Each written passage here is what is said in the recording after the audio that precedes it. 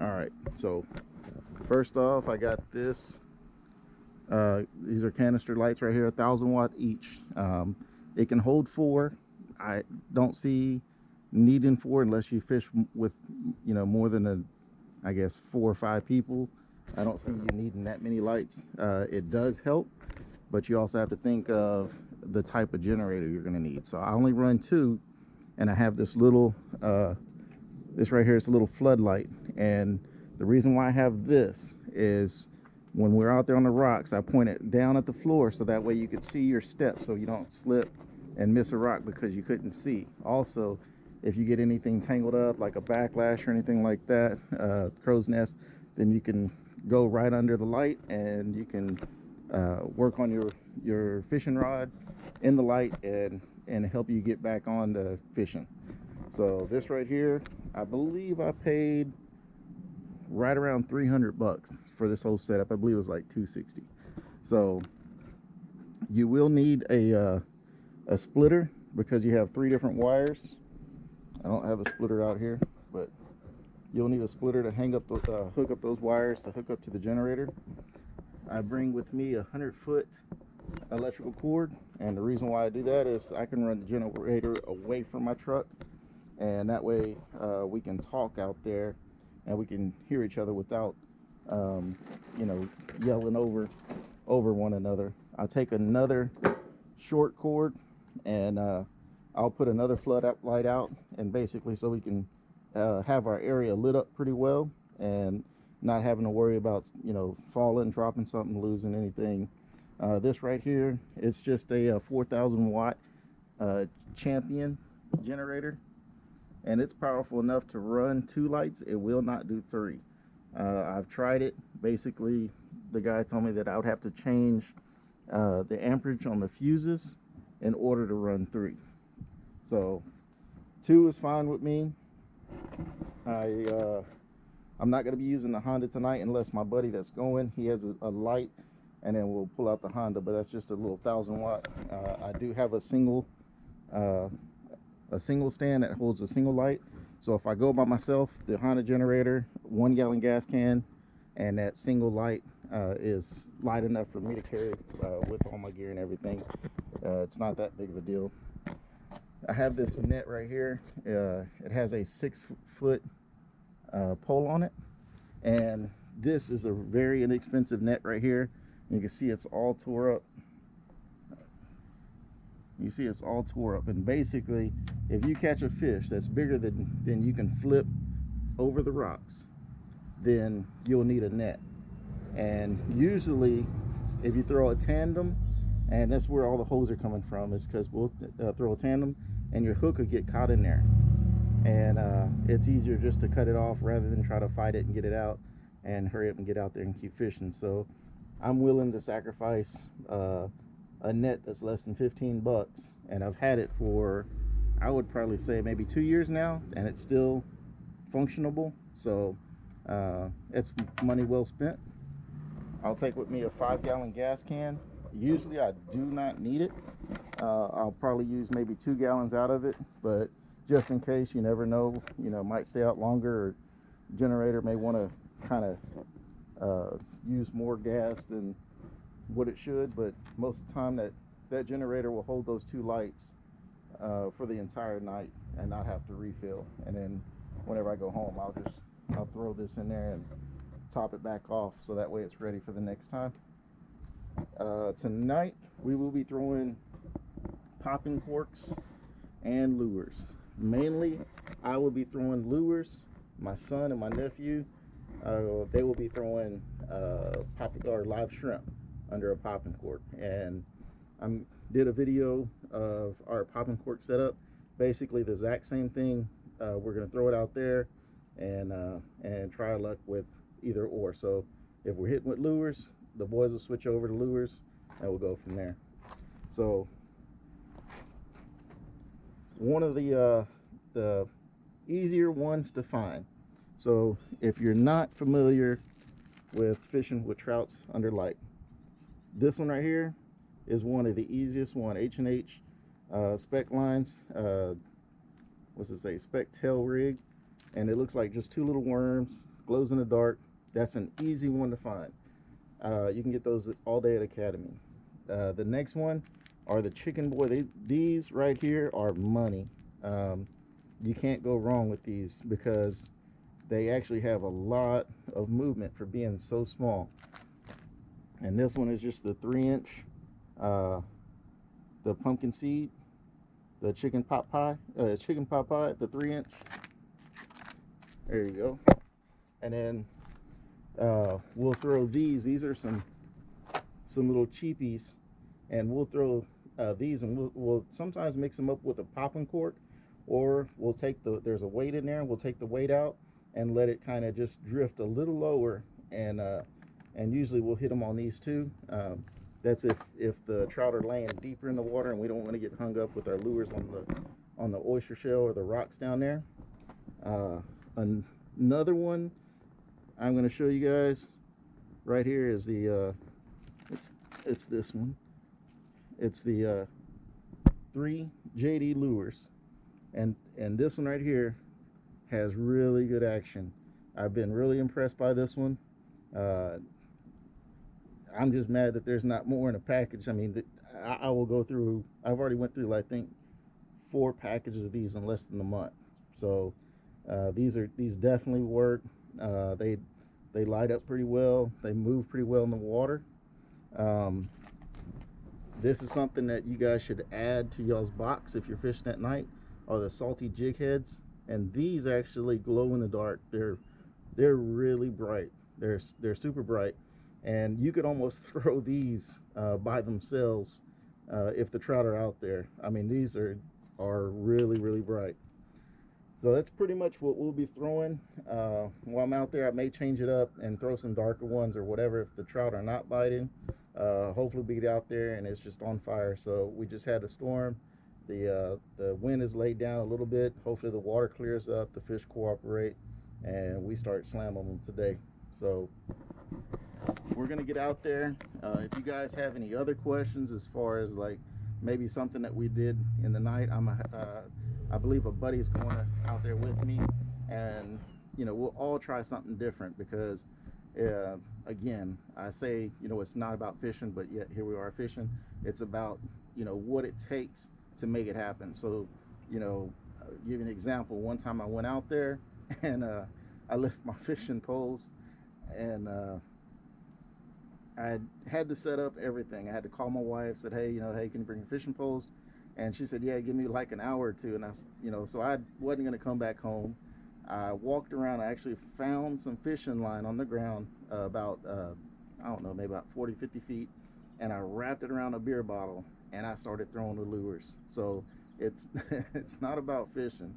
It's about what you do when you get out there. I mean, if you got to bring your whole arsenal, then bring your whole arsenal. If you just take one fishing rod, one lure, and you get it done, that's what it's about. Making memories, making it happen, getting out there. I'm taking my son and my nephew today, and I believe I may have some other people just show up out there that follow me on Facebook and, you know, and just want to fish. So that's what it's about. It's just making memories.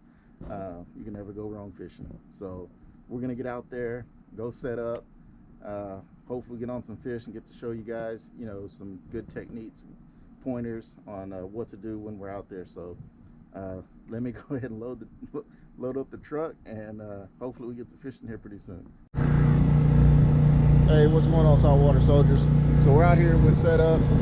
We've been casting around really slow, but it's to be expected anytime. It's not always on fire out here, but again, it's about being out here making memories. If you know the kids wander off and decide to do something different, it's just about being out here. So that's what's grinding, being a saltwater soldier. So let me show you what Manny just got. Give you an idea. Probably about, I don't know, maybe a 16-inch gaff top. We'll throw that bad boy back. There's Manny, Jeremiah, couple boy Danny, and Ty. double set up, 4 canisters. Got my floodlight back here so we have our area lit up. I usually have the other floodlight out here. I just turned it off. It's pretty bright. Show you what we got. Hey Manny, where's that flashlight? No, come over here. It's gonna get pretty loud, but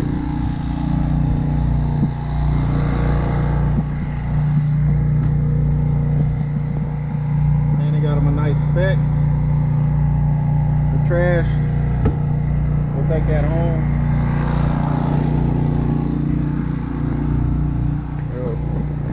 Generators are right next to us, no big deal. But we're out here, water super flat. Got lights. Everybody has a light. As far as you can see, all the way down that way. So we're casting around. We see a little bait moving, but really not hitting anything big. So just out here having fun. Let's keep fishing. You gotta keep on reeling. Look, you see a sheep head right there? You got it, Jeremiah? You get out of your way.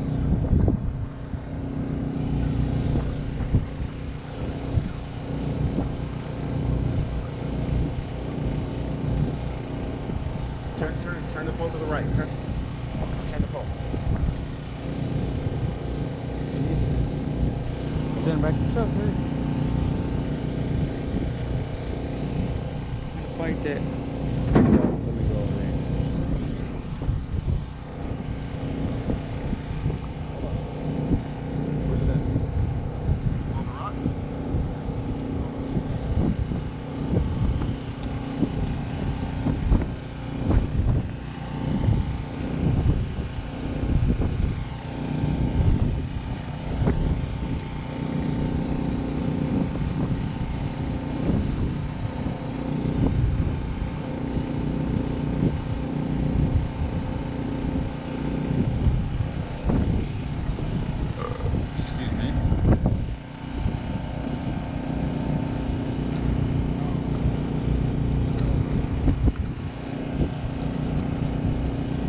And it's a stingray.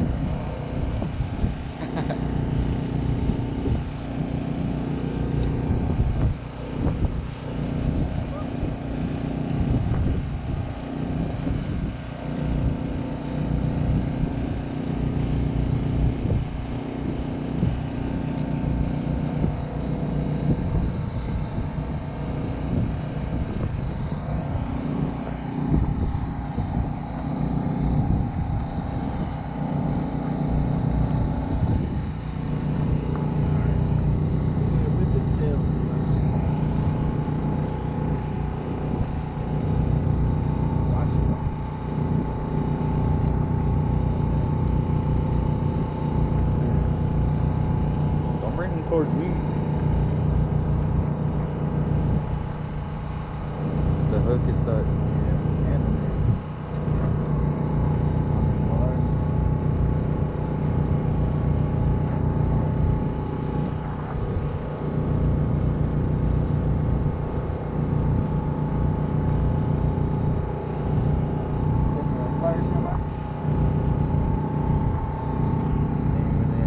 I don't know, the truck's on.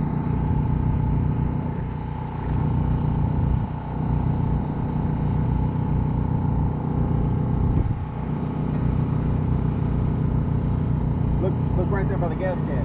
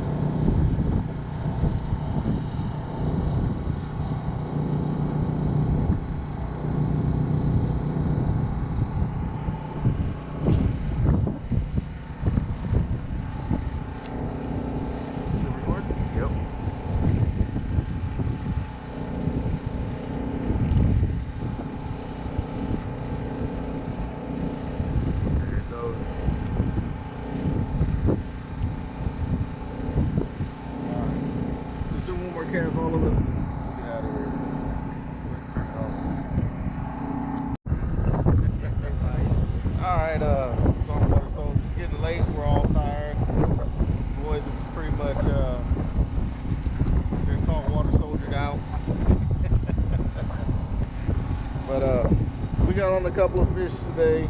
Not anything worth keeping. We had one trout, and then Danny had 2 trout and a couple nice size croakers. Wish we could have put some more on video, but that's how it goes. The bite will probably start early in the morning. The wind has actually started picking up, so not a surprise.